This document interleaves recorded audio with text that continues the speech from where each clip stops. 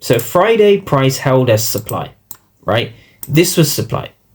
Now, if we Friday the 16th, so if we go now to, this was Tuesday the 27th. So this was the 16th and this was the 27th. So this is whatever that is, 11 days apart, right? This is 11 days apart. Now, what I want you to understand is that the market will remember these levels. The market will come back to these levels, and it's your job to know that, and it's your job to take advantage of that.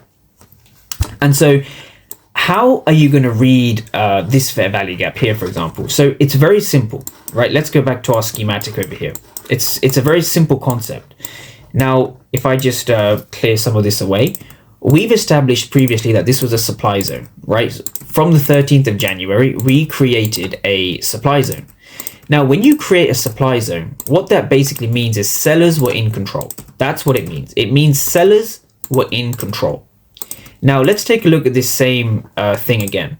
So what we can see here again is sellers took control of the market here.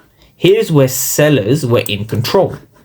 Now, what's interesting here is when we come back to this level, let's say we come back here. So we've come in and we've tapped in and we've broken through, right? This is how basic the logic is. The logic is very basic because if we break through, what's really going on is that the previous sellers over here, those same passive sellers, weren't showing up here.